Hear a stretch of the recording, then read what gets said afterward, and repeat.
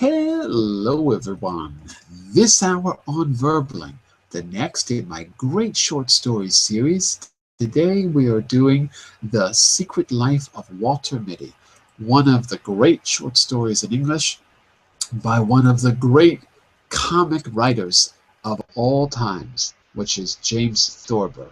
So we're going to read the story together and we're going to talk about uh, what we like about it, if you like the humor, and if you get the jokes. And we're going to see that all of us are a bit like his main character, Walter Mitty.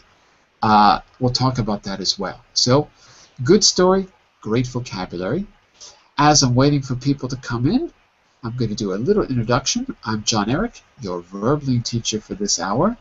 You can follow me on Verbling by clicking on the link in the chat window, and that way you can see all my upcoming classes. By the way, I've taught on Verbling for 2 years. I've taught 1,100 classes so far since February of 2013. But over the last 15 years, I've taught general English to teens, to adults. I've taught business English in companies like BP, Deloitte, Prada, Boston Consulting Group, Bain Capital, even a university.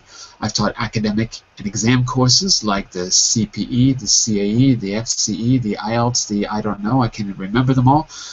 So the point is, if you want to book a trial lesson with me, I will customize the lesson to whatever your needs are. We'll work out a learning plan and we'll give you personal attention. So these group classes are great for fun, for conversation, but for your particular needs, book a trial lesson with me at the link I just posted. So let's get started. I'm going to put the story on screen for you, and you'll see it right now. Take a look. That's the graphic, so you know that you're in the right place when you open it. And the link is this one, where it says open this in the chat window, and here it is on the inside chat as well. By the way, just a quick point, everyone, our chat windows may or may not work. So if you're writing something, I might not see the message on the outside unless I check. Okay, just so you know, if I don't respond, it's not because I don't care, it's because I didn't see the message. So we're going to get started. Let me just say a quick hello to Ms. Laura. Hello, Laura. How are you? And really well. How Very well good. and you? Very good. I don't think I saw you last week. Were you in the short story class last week? Oof, So. I've been 2 weeks ago. I start working in a place, so now I don't have too much time. Yes.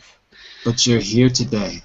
Yes, because in Spain we are in Easter, so we have holidays. Is today a holiday in Spain? Yes, because it's Easter time. It's Good Friday, we say. Ah, it's a Good Friday. Yes. That's the name of the holiday, Good Friday. Good Friday. What about you, Sylvia? Is there a holiday in Italy today? Yes. Are the banks closed today? I don't know. I don't think so. So supermarkets are open also tomorrow. Well, supermarkets these days are always open except for maybe Christmas, or New Year's Day they'll be closed. But I think they're closed. They're open on Easter too. Maybe not Easter Day. No, Easter no. I know that Monday it's bank holiday. For you. Sure. I don't know if it's a bank holiday here or not. I'm not sure. I don't think it is because it's not on the calendar, but I wonder. I know, so in Italy it's a holiday on Monday. In France it's a holiday on Monday. What about in Spain, Laura? On Monday, do you have to work? No, it's bank holiday too. So you get 4 days, really? Yes, and oh my God. Yes. Spain is wonderful. Excellent. Wow. Yes. Well, maybe it's the same here. I just didn't notice. All right. Well, we've got a fully booked class, so people will be joining us in just a few minutes. As they are, why don't we start just by taking a look at this graphic before we do anything else. If I scroll down a little bit, you can see the title, The Secret Life of Walter Mitty. take a look at that little graphic and tell me what kinds of things are in the secret life of Water Mitty. What do you think? Take a look. New York? So we got New York. What else do you see?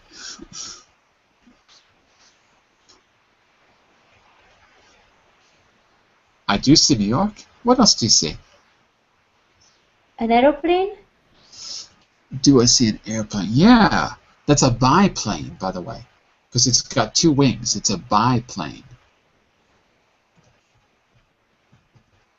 Repeat, biplane. What? Biplane. Photography? Maybe. Say again, Sylvia? Photography? Camera. Camera. Not photography, but the object is called a camera. Right. Laura, what about you? What are some things you see? There is an air balloon. There is a hot air balloon. A hot air balloon.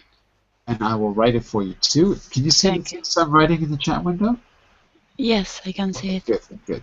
So it's a hot air balloon. Good. What else do you see? Mountains.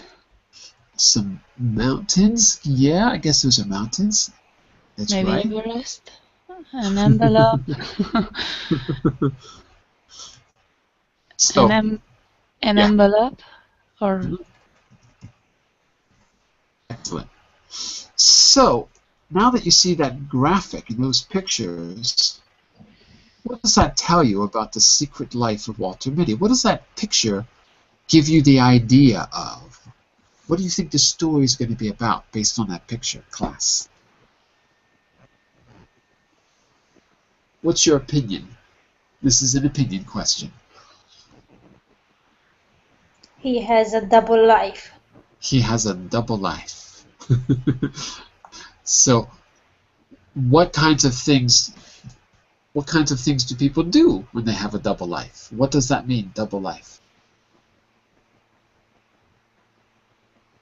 I agree with you. Before he was What do you mean? working in a bank. Maybe, and was so serious, and then he decided to escape. And are you saying that because you saw the movie? yes, that's cheating. But it was more than 1 year ago, so I don't remember. But the movie has nothing to do with the story. It's completely different. The movie has nothing to do with the story at all. Absolutely nothing to do. They took the story and they massacred it because that movie it just doesn't compare. Trust me. The story is way better. Plus, Ben Stiller is not Walter Mitty. I don't care. He just doesn't capture Walter Mitty. Walter Mitty is lovable. Ben Stiller's is annoying. My personal opinion. I don't remember. I don't remember all. You can disagree with me. It's okay. Just expressing my opinion. It's a free internet. Lara, what about you? What do you think's gonna? She thinks it's about a guy who escapes from the bank and does something maybe adventurous. What do you think? Well, I haven't seen the film, so good. That's good news. Good. Yes, but it seems like it's a man that decided to travel around the world. Like I can imagine, because I have no idea about the story. Of course, I want you to guess. Yes. So it seems like it's a guy maybe traveling around the world. Okay, because he's got the suitcase, right? Yes, and there are many places and things to do, like an adventure. Adventure, I think, is the key word here. Yes. Let's see what kind of adventure he goes on. So let's start. We're going to go down to page 3, and it says here, skim through the story and see how many details you can pick up. I don't want you to skim the story because it'll take too long, so don't worry about this. Based on the picture, though, what I want you to do is answer these questions, okay?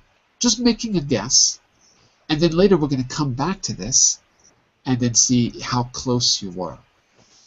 Water dreams of being a hero, a parking lot attendant, a mechanic, or a woman. What do you think?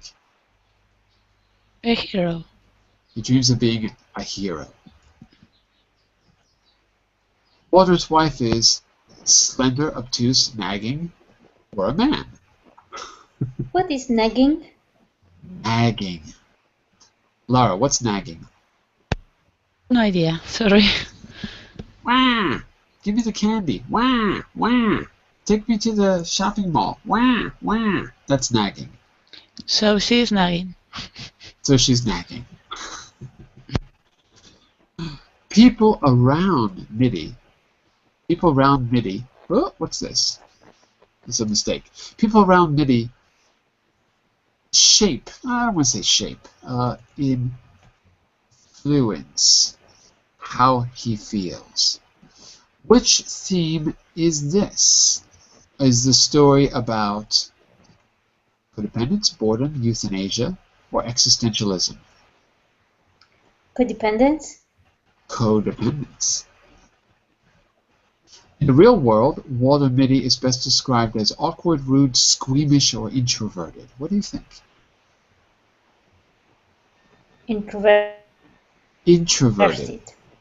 Okay.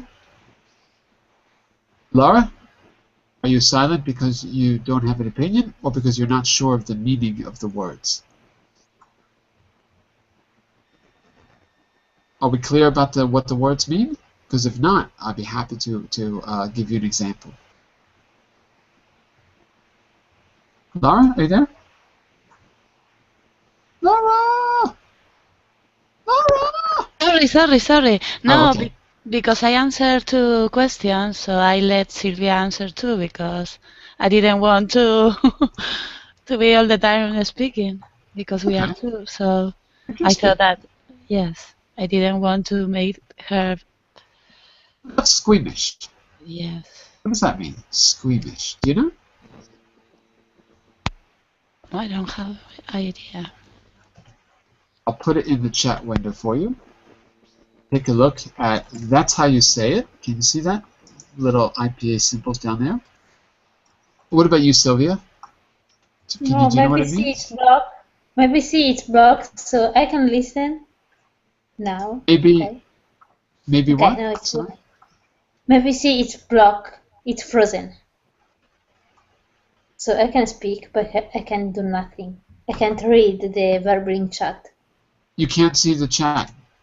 Yes. Okay. Okay. Yeah, like I said, the chat isn't working that well. Hi, Mr. T. Mr. T, if you're out there, why don't you come on in? We got plenty of space. Okay, so I'll tell you what. I wrote a sentence for you. The sentence was. I've always been squeamish about bugs. I've always been squeamish about bugs. So if I say I'm squeamish about bugs, do I like bugs or not? Do I like bugs if I'm squeamish about bugs? No. No. No, exactly. How do I feel about them? Afraid. Yeah, afraid. Exactly. Afraid or uncomfortable or something like that. Okay? Very good, very good. All right, so let's say a quick hello to Halim. Are you there? Halim? Hello? Hey, Halim. Nice to see you again. Nice to see you too. It's a pleasure. How about you? I'm very good. I'm very good. We're just about to read one of the great short stories in the English language. One of the greats. And we're going to read it and talk about its character, Walter Mitty, and how he's like us. Because I think everyone is a little bit like Mr. Walter Mitty. Okay? Okay. So, let's give it a try. Let's start reading. We're going to pick a paragraph each. I think we'll have time to read the whole thing and discuss it in one class. I think so. It's a little bit long, but I think we can do it. So, Lara, you were the first I saw. I'd like you to start us off.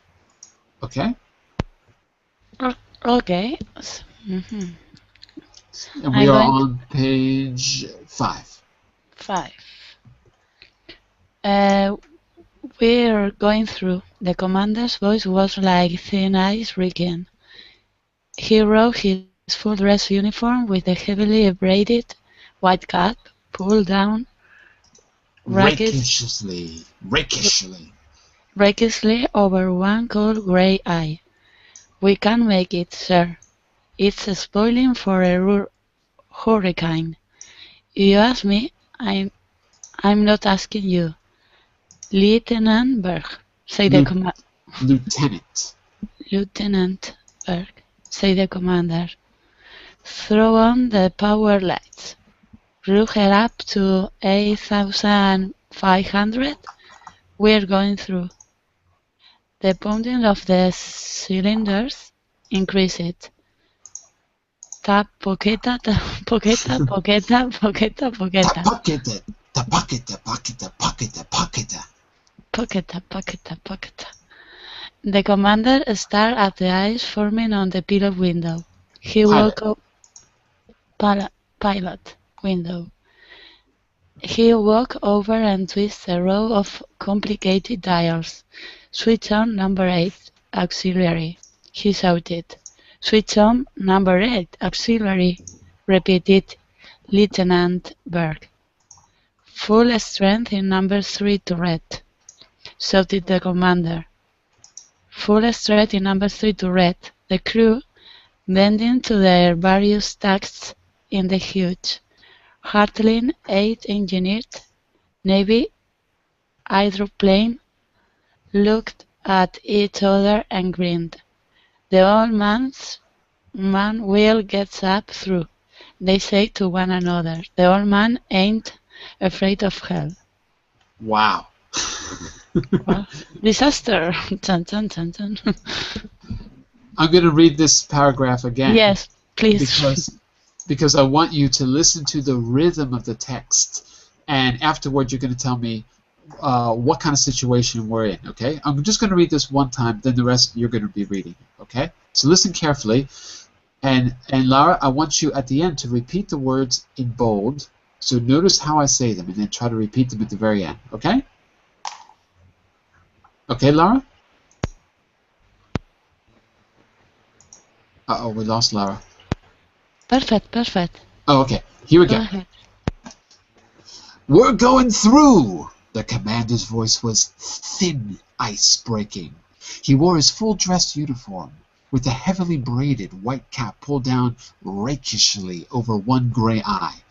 "We can't make it, sir. It's spoiling for a hurricane, if you ask me." "I'm not asking you, Lieutenant Berg," said the commander. "Throw on the power lights. Rev her up to 8,500. We're going through." The pounding of the cylinders increased. Ta-pucketa, pucketa, pucketa, pucketa. The commander stared at ice forming on the pilot window. He walked over and twisted a complicated row of dials. "Switch on number 8 auxiliary," he shouted. "Switch on number 8 auxiliary," repeated Lieutenant Berg. "Full strength in number 3 turret," shouted the commander. "Full strength in number 3 turret." The crew, bending to their various tasks in the huge, hurtling, 8-engine Navy hydroplane, looked at each other and grinned.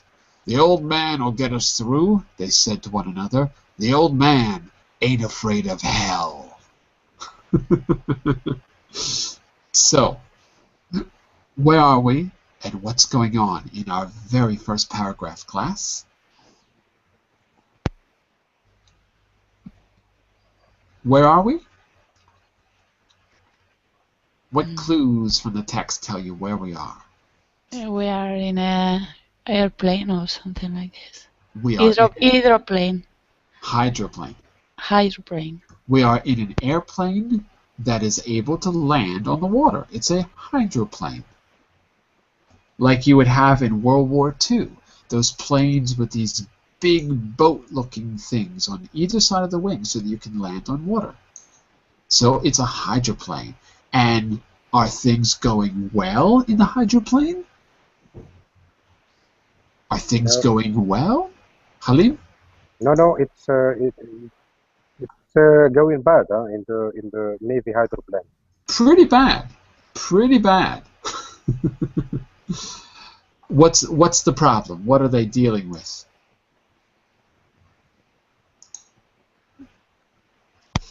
I'll give you a hint. Yeah, that's it. This is the line. It's spoiling for a hurricane. Spoiling means that the weather is getting bad. It's spoiling for a hurricane. A hurricane is a powerful storm. That's it. Okay. Sylvia, are they... Yes. Do you think that... Does this remind you of something? Where might you see or hear this kind of thing? Does it... I mean, this is not something we all experience, is it? So, where might we expect to find this scene? In a film? In a film. What kind of a film? I agree. It's I like remember something like Titanic. I yeah, don't it's know why. like a disaster movie. Exactly. Or maybe specifically a World War II movie, because it sounds like they're in a military kind of thing. World War II pilots or something like that.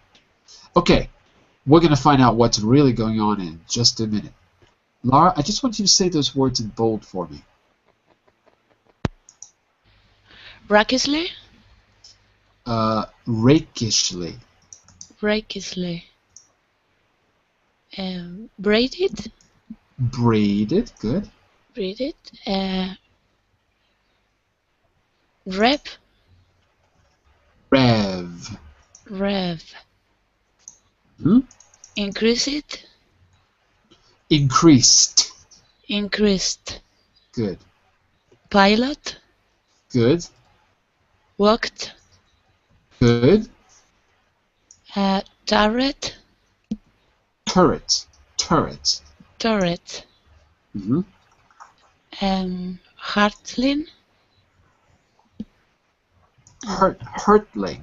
Hurtling. Hurtling. Mm-hmm. Hurtling. Yes. Okay, that's it. Okay. And I'm going to put a definition in the chat window. Having a dashing appearance is rakish. A rake is like a womanizer. Oh, what a rake. Someone who's like a Don Juan. So he's pulled his cap down rakishly. Okay. That's a lot going on in one paragraph. Sylvia, let's see what happens in paragraph 2. Not so fast. You are driving too fast, said Mr. Mitty. What are you driving so fast for? Said Walter Mitty. He looked at his wife in the seat beside him with shocked astonishment. She seemed grossly unfamiliar with a strange woman who had yelled at him in a crowd. You were up to 55, she said. You know I don't like to go more than 40. You were up to 55. Walter Mitty drove on toward Waterbury in silence. The roaring of the SN 202 SN 202. SN 202. Through the worst storm in 20 years of Navy flying, fading in the remote intimate Fading in the remote intimate airways of his mind. You are tensed up again, said Mr. Mitty. It's one of your days. I wish you'd let Dr. Renshaw look you over. What are Mr. the remote airways of the mind? What do you think, Sylvia? What are the remote airways of the mind in this case? If you answer that, then you can tell us what really happened between paragraph 1 and 2. So they are going really fast. In the Navy hydroplane? No. No. What are they really doing? Where are they? What kind of vehicle is he in? This is more than a train or a car. It's more than a car? Why? 55? Hey, what's the speed limit in the United States, class? Do you know? What's the speed limit? Do you know what the speed limit is in the United States? Anyone know? No. It's, remember, we have miles, not kilometers, so it's 60 miles an hour on a highway is the speed limit. How fast was he going? 55? So he's going under the speed limit. How fast does his wife want him to go? 40? 40. So, what really happened? I'm not going to interrupt the rest of the story, but just the beginning is really important. So what really happened between paragraph 1 and 2? What are the intimate airways of his mind? Was he really in a Navy hydroplane? No. No. What was he really doing? He was driving a car. Driving a car. Too fast what his wife is comfortable with, even though he's still under the speed limit. And you got to listen to the voice of the wife. Not so fast. You're driving too fast, said Mrs. Mitty. What are you driving so fast for? You have to make sure that you've got her intonation right. And Walter Mitty says, who? So, remember we said the wife was nagging? Well, now you know what nagging means. What are you driving so fast for? Something like that. Okay, I want you to say the words in bold for me, Sylvia. Fading? Good. Tensed? Good. Tensed. Good. So without the E. And a Mr. Mr.? No. Look again. MRS. Mirth? Mirth? No. No? Mrs. Mrs. Right. Mrs. is, you can write it like this, but we abbreviate it like this, and it's for a woman. Nowadays, we don't use it as much as we used to. It's for a married woman. Now we say Ms., MS for everything. Okay? So, Walter Mitty was driving the car, but he was imagining that he was a courageous Navy airplane flyer. Take it away in paragraph 3, Mr. Halim. Let's find out what happens next. Okay. Walter Mitty stopped the car in front of the building where his wife went to have her hair done. Remember to get those overshoes while I'm having my hair done, she said. I don't need overshoes, said Mitty. She put her mirror back into her bag. Was being, or so that, she said, getting out the car. You're not a young man any longer. He raised the engine a little. Why don't you wear your gloves? Have you lost your gloves? Walter Mitty reached in a pocket and brought out the gloves. He put them on, but after she had turned and gone into the building and he had driven onto a red light, he took them off again.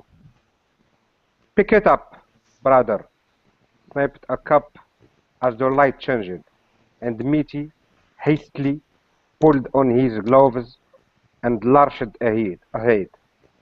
He drove around the streets aimlessly for a time, and then he drove past the hospital on his way on the parking lot. Okay, back to Laura. Let's see what happens after he drives past the parking lot. And I'm going to come back to you in just a second, Halim. But let's listen to what happens next first. Go ahead, Laura. Is this the millionaire banker? Wellington Macmillan, says the pretty nurse. Yes, said Walter Mitty, removing his gloves slowly. Who has the case? Dr. Rousseau and Dr. Benbow. Benbow. Benbow. But there are two specialists here, Dr. Remington from New York and Dr. Pritchard Mitford from London. He flew over. A door opened down a long, cold corridor, and Dr. Renzo came out. He looked distraught. Oops. Sorry about that. Oh my God. Sorry. Go ahead. He looked distraught and haggard. Hello, Mitty, he said. We're having the devil's own time with Macmillan, the millionaire banker and close personal friend of Roosevelt. Obstetrician of the dactyl track. A tertiary. Wish you'd take a look at him. Glad to, said Mitty. And let's see what happens, Sylvia, when they take a look at him. I'll come back to you a second, Laura, and I'll come back to you, Halim. But first, let's find out what happens in this episode. Keep going, Sylvia. In the operating room, there were whispered instructions. Introductions. Dr. Remington, Dr. Mitty, Dr. Pickard Mitford, Dr. Mitty. I have read your book on streptorrhizchosis, said Richard Mitford, shaking hands. A brilliant performance, sir. Thank you, said Walter Mitty. Didn't know you were in the States, Mitty, grumbled Remington. Coul's not Newcastle, bringing Mitford and me up there for a tertiary. You are very kind, said Mitty. A huge, complicated machine connected to the operating table with many tubes and wires began at this moment to go pocket. The new anesthetizer is giving away, shouted an intern. There is no one in the East who knows how to fit it. Quiet, man, said Mitty in a low, cool voice. He sprang to the machine, which was now going pocketa, quip, pocketa, quip. He began fingering delicately a row of glistening dials. Give me a fountain pen, he snapped. Someone handed him a fountain pen. He pulled a faulty piston out of the machine and inserted the pen in its place. That will hold for 10 minutes, he said. Get on with the operation. A nurse hurried over and whispered to Renzo, and Mitty saw the man turn pale. Chiropis has sent in, said Renzo nervously. If you would take over, Mitty. Mitty looked at him and at the craven figure of Benbow, who drank, and at the grave, uncertain face of the two great specialists. If you wish, he said. They slipped a white gown on him. He adjusted a mask and drew on thin gloves. Nurses handed him shining. Back it up, Mac! Look out for that Buick!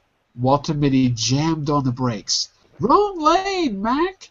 Said the parking lot attendant, looking at Mitty closely. Gee, yeah, muttered Mitty. He began cautiously to back out of the lane marked exit only. Leave her sit there, said the parking attendant. I'll put her away. Mitty got out of the car. Hey, better leave the key. Oh, said Mitty, handing the man the ignition key. The attendant vaulted into the car, backed it up with insolent skill, and put it where it belonged.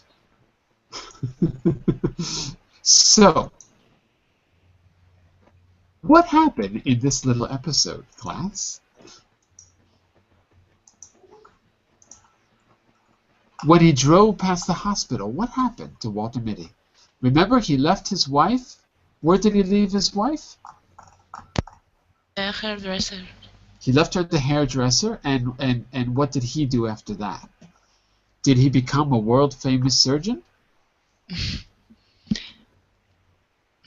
No, in his imagination, no?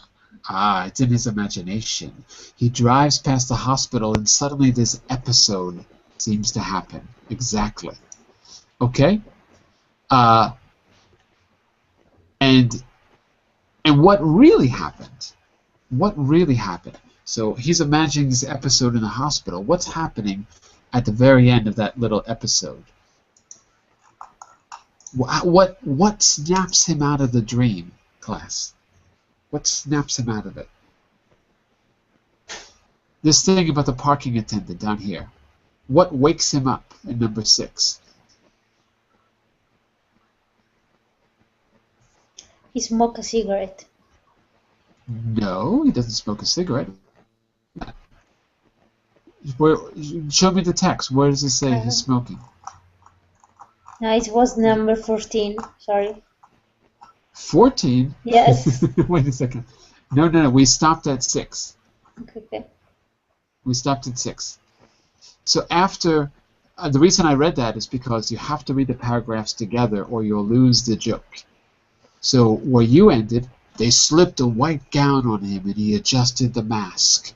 He drew on thin gloves. The nurse handed him a shining, you expect him to say, a shining scalpel. But before we finish the sentence, we hear the parking lot attendant shout, "Back it up, Mac! Look out for that Buick!" What's a Buick? What is that? What's a Buick? Do you know? No. It's a car. It's a big car. It's a big car from the 1940s and 50s. So what did Walter Mitty do in reality? Back it up. Back what up? What does he have to back up?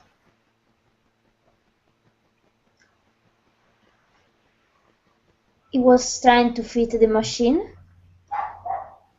So open, back it up.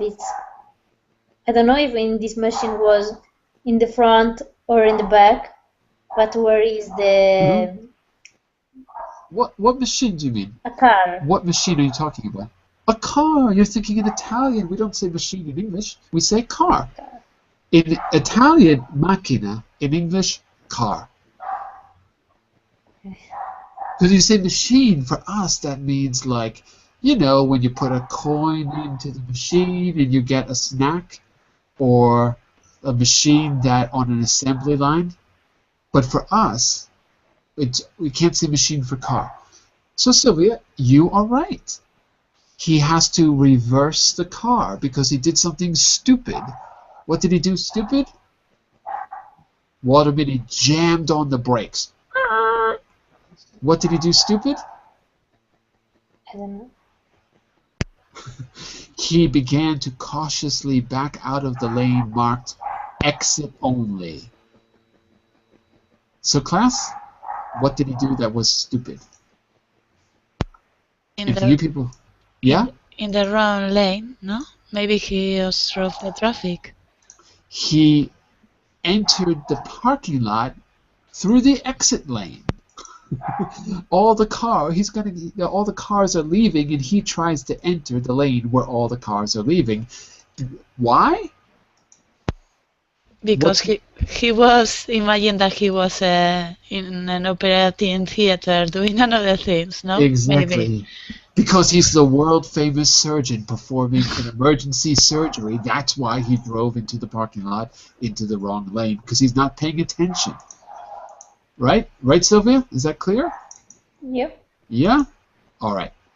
So the parking lot attendant tells him to get out, and then he just parks the car really easily. So that's Walter Mitty. Okay, before we read the next section, let me just go back for pronunciation, okay? Okay, so, Halim, which paragraph was yours? Was it this number 4? I forgot which one you read. Halim, which one was yours? Number 4 or 5? 4 for me. Okay, so just repeat these words. Doctor, you read 4, is that right? I thought it was... I read 4. So Oh, okay, it was number 5. I'm sorry. I'm sorry. 3 for me. 3. Okay, let's go back to 3 for a second. Okay. Repeat the words in bold for me. He had driven. Had driven. Repeat. He had driven. Very good. Careful with the R, because it's not a R. It's a R, like driven. Driven. Very good. That's perfect. The light changed. Changed. Changed. Good. Not changed, but changed. Changed. The next good. The next word is hastily. Hastily. Very good. Hastily means like in a hurry. Do it too fast. Hastily. The next word is very good. Very good. The next word is lurched. Lurched. Lurched. Okay. Lurched means to lean forward. It's an uncomfortable thing. I lurched forward. So leaning forward in an uncomfortable position, and maybe if the car stops short, you lurch forward. Maybe that's a good example. And I'm going to see if I can also give you an actual example in the chat window. If you just give me 1 second. To make an abrupt stop. So the car lurched forward. Okay, so I'm going to give you the pronunciation and an example in the chat window as well. Make an abrupt, unsteady, uncontrolled movement, usually moving forward. Okay, very good. And Lara, Dr. Renshaw came out.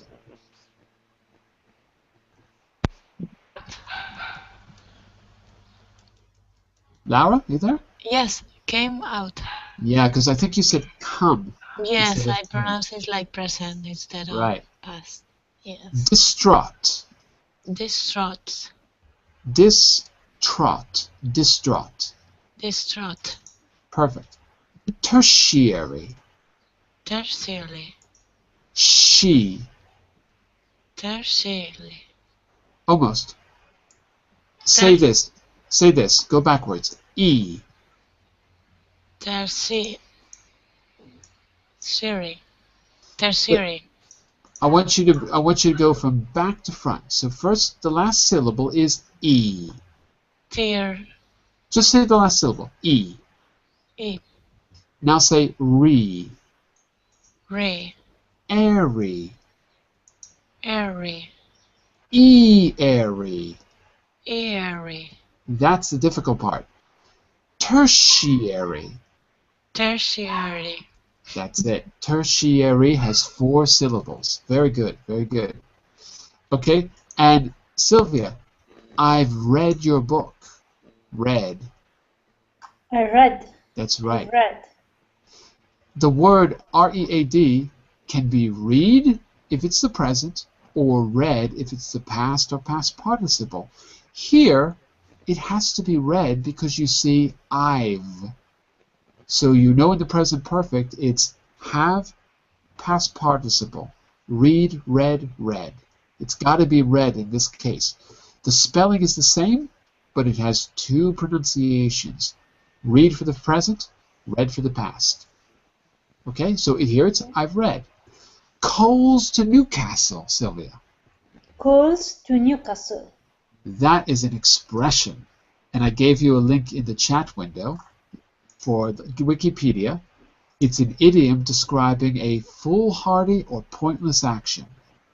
Like, what's the point? Coals to Newcastle. Foolhardy or so let's see if we can. In other words, the people of Newcastle, they are a coal mining town. They don't need coal. There's no point in bringing coal to Newcastle. They've already got coal. So if you say coals to Newcastle, it means what's the point of bringing, in this case, bringing Mitford and me up here for a tertiary? What's the point? Like, why do it? Right? So it's pointless. Pronunciation. He began fingering. Fingering. Okay, so that means touching. Glistening dials. Glistening dials. The T is silent. Glistening. Glistening. They slipped. The slip. Slipped. Slipped. Slip. Oh, Okay. no. Can you repeat another time? Slipped. Slipped. Very good. White gown. White gown. Gown is what usually a woman wears, particularly to sleep, or if it's a fancy party, you might wear an evening gown. There's a nightgown to sleep in and an evening gown if you're going out. It's one piece with no belt or anything like that. In this case, he's performing surgery, so he wears a white surgery gown. He performs surgery. Okay, very good. So we've got 2 episodes so far. We're going to read the rest of the story. I'm not going to interrupt, okay? If there's questions at any point, just ask. We're back to you, Lara, for number 7. They saw Dan Cookie through Walter Mitty walking along Main Street. They think they know everything. Once he had tried to take his chains off outside New Milford, and he had got them wound around the axles. A man had to come out in a wrecking car and unwind them. A young, grinning garageman. Since then, Mr. Mitty always made him drive to a garage to have the chains taken off. The next time, he thought, I'll wear my right arm in a sling. They won't grin at me then. I'll have my right arm in a sling and they'll see I couldn't possibly take the chains off myself. He kicked at the slush on the sidewalk. Overshoes, he said to him, and he began looking for a shoe store. Why does he want to wear his arm in a sling? What is a sling, by the way? What is a sling? Would I use a sling? Would you use a sling? When do we have a sling? Look, a sling is this. Your arm is like stuck in this position and it's got a little strap so that it doesn't move. Right? So a sling keeps your arm immobile. So when would you wear a sling, Lara? Have a broken arm or a pain if your arm, I suppose. Yeah. If you break your arm, you put it in a sling. So Lara, why does he think he wants to wear it in a sling? What's the problem? What did he experience in the past that traumatized him? What happened? This part about the chains. You might not know this depending on where you live. What part of Spain are you in, Lara? From the north. Oh, okay, so you know about this. What does it do in the north that it doesn't do in the south of Spain? Many things. I don't know. So it's related with to take the chain off myself. So, not myself. Off the axles. The axles belong to the car. mm-hmm. So when do we put chains, particularly in the north? Yes, when it's snowing or exactly. it's Exactly. Okay. And is he good at it or is he bad at it? Really bad. Really bad. Yes. So bad that they all laugh at him. The people at the garage laugh at him. So if he wears a sling, they won't laugh at him because, you know, oh, that's why he couldn't do it. Not that he's a total dolt, but because he has a sling. All right. Who's next? Mr. Halim, number 8. So let's find out what happens after the overshoes. Go ahead, Halim. Okay.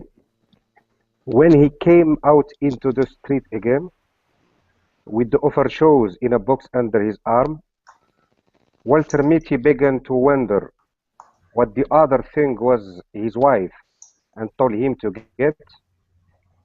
She had told him twice before they set out from their house for Waterbury.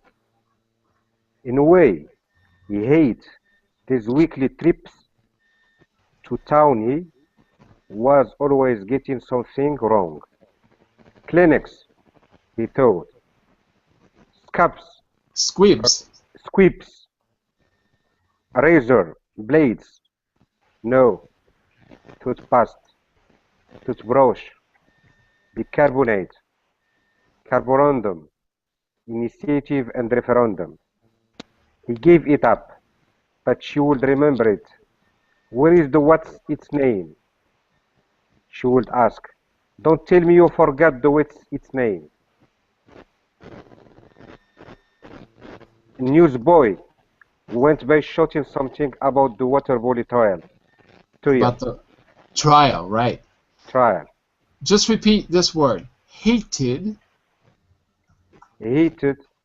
and paste. Toothpaste. I don't hear you. And the second word is toothpaste. Toothpaste. That's right. Not past, but paste. Very good. So the newsboy went by shouting something about the Waterbury trial. In the old days, the news was given to you on the street by a young boy, and you gave the boy a nickel, and he'd give you the newspaper. Okay? So let's find out what happens at the Waterbury trial. Sylvia?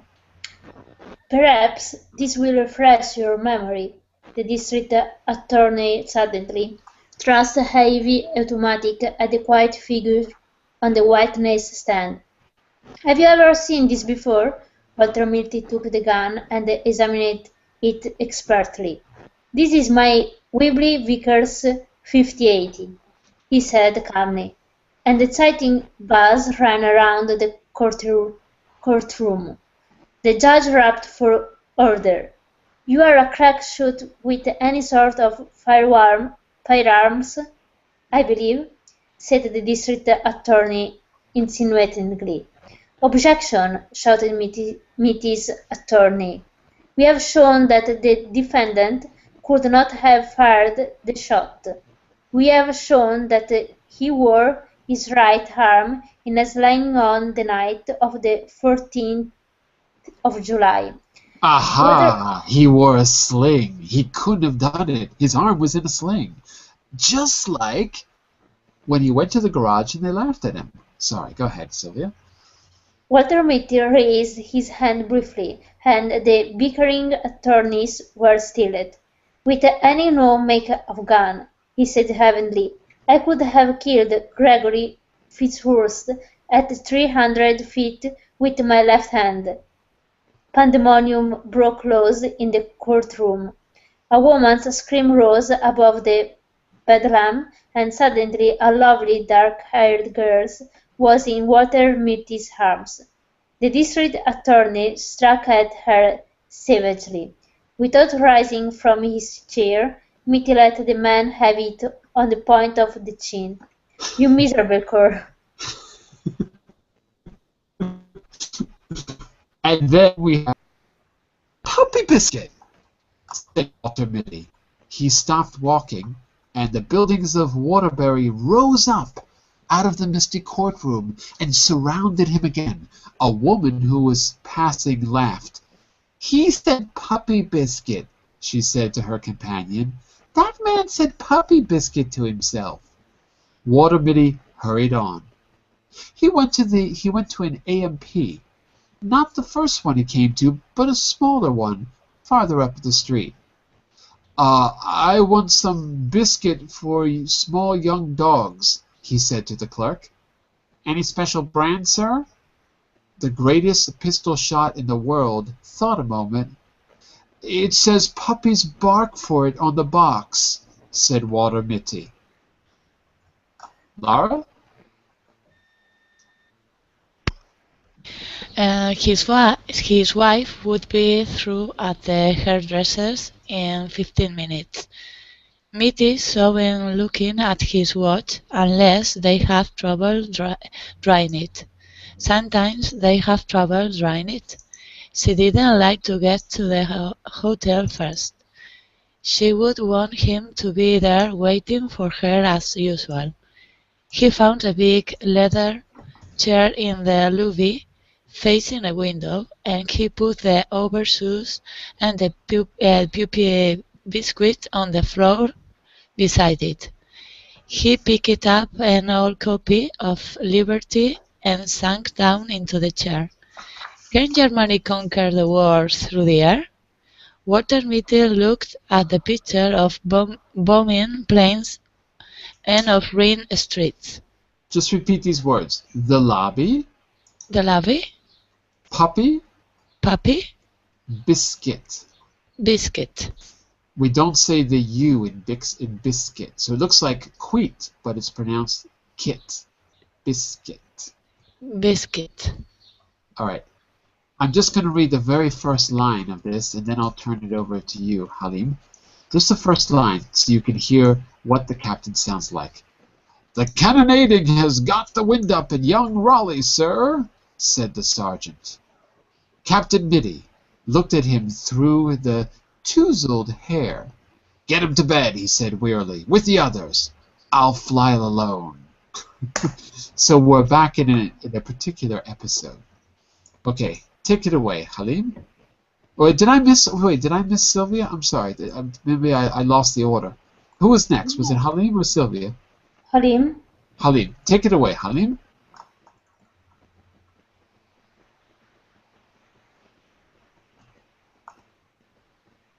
See where we are? Mr. Halim, are you there? Uh-oh, I don't hear Halim. Uh-oh. Okay, Sylvia, I guess. Oh, there he is. Hello? Go ahead. There we go. John? Take it away, Halim. John? Yes. Hello, Halim. Hello? Yes, I hear you, John. Okay. So, you're next. Take it away from "But You Can't, Sir." Okay. "But you can't, sir," said the sergeant anxiously. "It takes two men to handle that member, and the Archies are pounding hell out of their air. Von Richmond's circus is between here and Sawyer. Somebody's got to get that ammunition dump," said Mitty. "I'm giving over. Spot of brandy." He poured the drink for the sergeant and one for himself. Water, Not thundered water. War. sorry. War, thundered and went around the dugout and battered at the door. There was a rending of wood, and splinters flew through the room. "A bit of near thing," said Captain Mitty carelessly. "The box barrage is closing in," said the sergeant.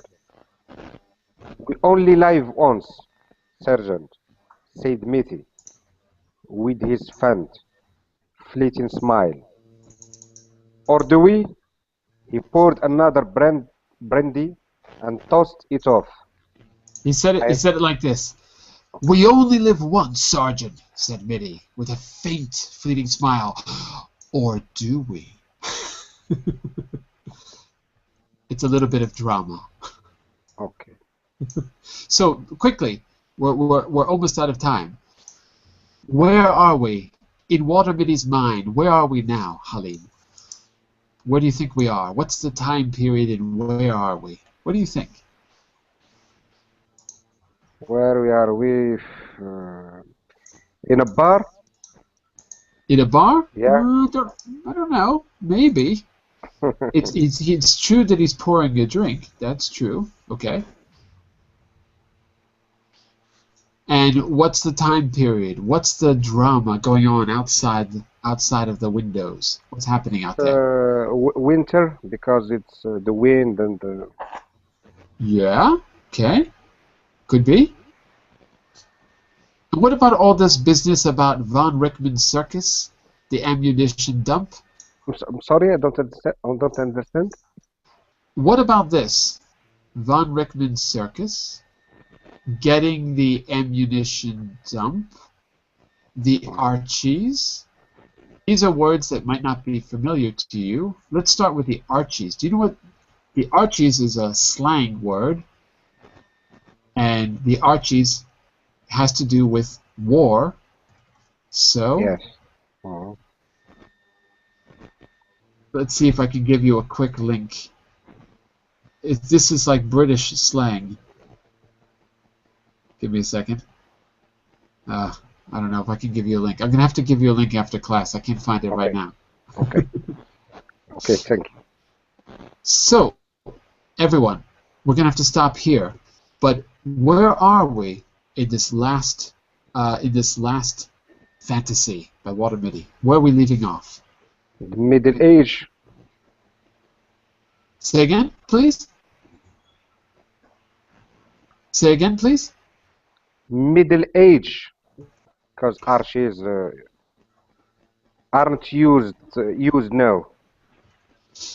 Well, I wouldn't say it's the Middle Ages because we've got the cannonading has got the wind up, so it sounds like there's firing. It sounds to me, I'll tell you what, if you read the rest of it, you'll see where they are. But it's definitely wartime.